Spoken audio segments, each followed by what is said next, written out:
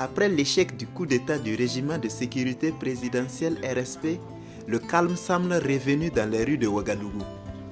Les crépitements d'armes sont du passé, mais les douleurs restent vives dans les cœurs des populations. Le comédien de cinéma Rasmane Ouedraogo Dirazo Ouladi exprime ici comment il a vécu ce coup d'État. Je me suis senti trahi. Trahi par cette armée en qui j'avais placé une confiance, puisque pour moi, une armée c'est pour défendre les citoyens d'une nation. Donc voir une partie de cette armée s'accaparer du pouvoir politique constituait pour moi une trahison.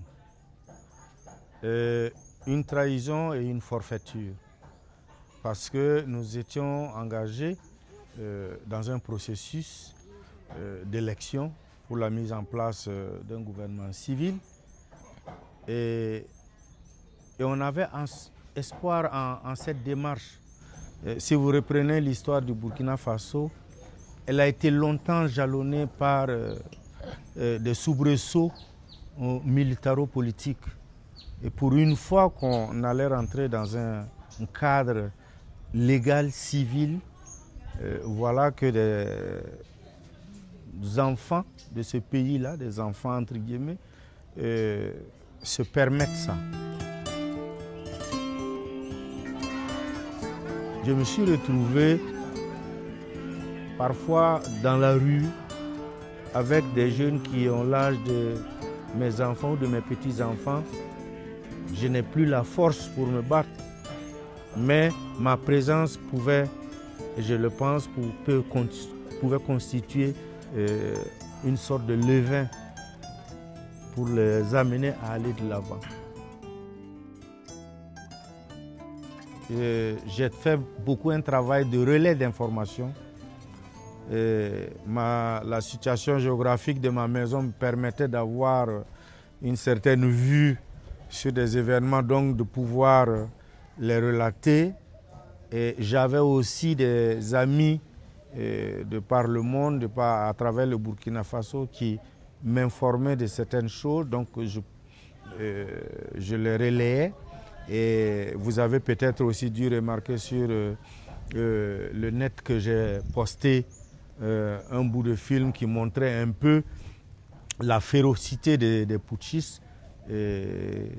Quand ils disent qu'ils ne se contentaient que de faire de la police, en réalité, ils matraquaient, ils brutalisaient la population. Et très souvent, quand ils arrivaient dans cette zone-là, c'est là où ils tiraient le plus possible.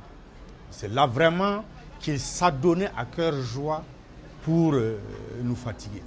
Ils tiraient, ils tiraient, ils tiraient, sachant que nous sommes derrière nos fenêtres, que nous regardons et que nous ne sommes peut-être pas contents. Donc ils faisaient. Je me suis dit, on ne peut pas laisser... Quand on raconte, les gens ne croient pas.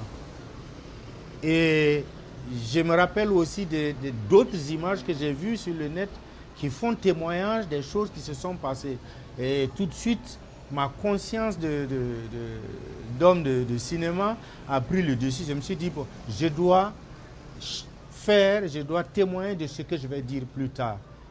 Et je suis sorti, heureusement, quelques temps après, ils sont passés ici.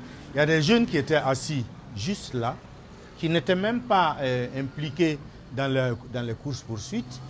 Ils sont passés et quand ils les ont aperçus, ils se sont arrêtés, ils sont descendus, ils sont venus les entourer ici. Et la bastonnade a commencé. D'abord, dans un premier temps, j'ai observé la scène, ils sont passés, ils se sont arrêtés là et ils sont venus. Donc, du coup, ça m'est venu à l'idée de prendre mon téléphone, j'ai pris, ils ont commencé à les frapper. Donc, j'ai commencé aussi à filmer. Donc, j'ai mis la main. Voilà. Bon, comme j'avais la possibilité de voir, j'ai pu filmer. Voilà. En utilisant, en voulant voir au maximum, mais aussi en prenant soin de ne pas me dévoiler.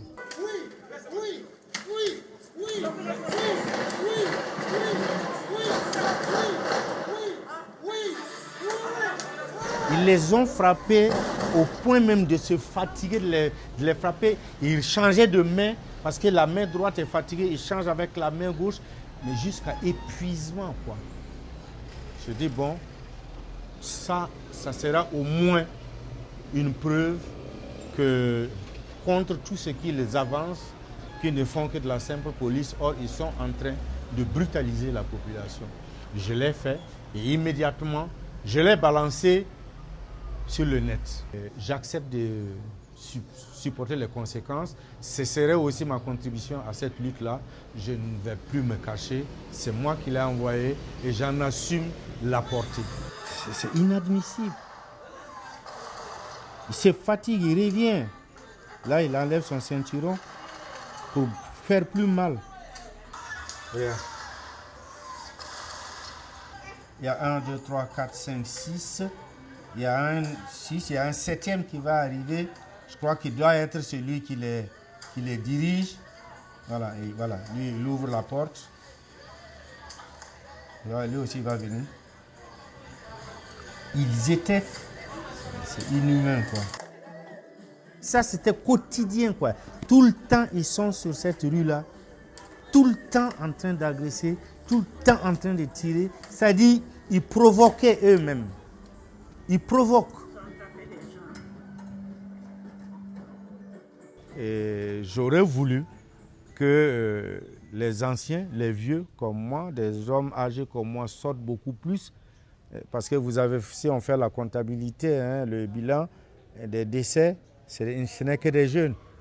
Or, l'adage africain dit que toute personne de mon âge là, souhaite qu'à sa mort, ce soit son fils qui soit à sa tête. C'est le contraire qui se passe, c'est nous qui enterrons nos enfants. Et c'est là où j'ai quelque peu aussi souffert du manque de solidarité des hommes et des femmes de mon âge. Cette expérience vient marquer aussi l'échec d'une génération, l'échec de ma génération. L'échec de ma génération. Et j'insiste, nous avons ici en 1983, avec l'avènement de la Révolution, nous avons juré la main sur le cœur de défendre le pauvre, de défendre l'opprimé.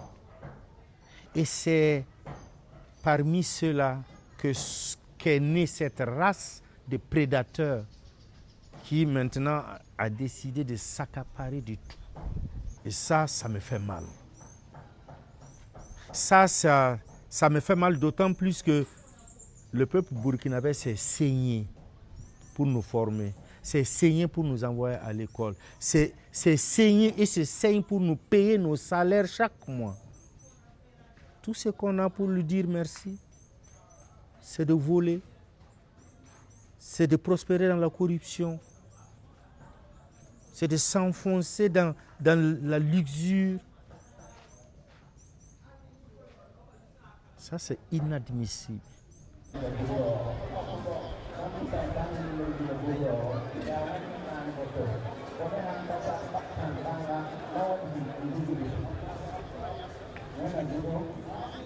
Je suis un musulman. Je suis un croyant. Et vous m'interviewez le jour où justement le musulman doit demander pardon à Dieu. Le musulman doit donner le pardon et demander le pardon. Donc je suis pour le pardon. Mais avant le pardon, je souhaite qu'il y ait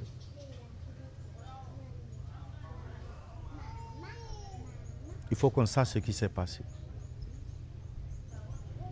Il faut qu'on nous dise qu'est-ce qui s'est passé. Il faut qu'on nous explique au nom de quoi on a tué nos enfants. Avant de nous demander pardon. On ne demande pas pardon seulement au micro d'une radio ou d'une télévision. Le pardon qu'ils demandent, est-ce que les excuses qu'ils sont en train de présenter sont sincères? Si tel est le cas, on peut pardonner parce que je ne dirais pas qu'il faut le sang pour payer le sang. Ceux qui sont partis pour leur famille, pour la nation, ils sont et resteront irremplaçables. Ce n'est pas en tuant d'autres qu'on va trouver la solution. C'est à travers un pardon sincère qu'on va le faire.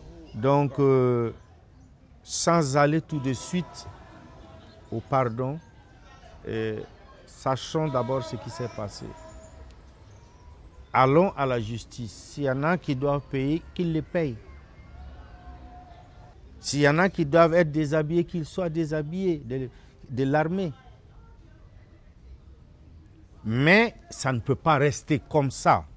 Ce n'est pas possible. Nous n'allons pas continuer à cultiver l'impunité. Nous n'allons pas continuer à faire prospérer l'impunité. Il faut que l'homme sache que derrière son acte, il y a une sanction, soit en bien, soit en mal. Allez,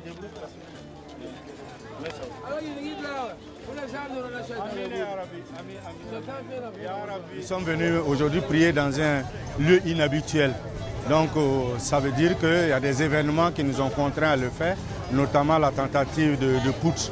Donc pour tout musulman, aujourd'hui c'est un grand jour de pardon. Donc nous voulons d'abord dans un premier temps nous pardonner entre nous Burkinabés, entre nous croyants, pour dire que rien ne cherchait à se venger. Nous avons pu rétablir la situation, Dieu merci. Nous continuerons à prier pour le bonheur de la nation, pour le bonheur de chacun des Burkinabés, chrétiens, non chrétiens, ou ceux qui sont d'autres confessions religieuses. Nous souhaitons une bonne fête à tous. Nous souhaitons que Dieu nous protège, que Dieu nous évite encore de telles situations, que Dieu apporte la prospérité à la nation burkinabé. Droit Libre TV, la web télé 100% droits humains, 100% liberté d'expression.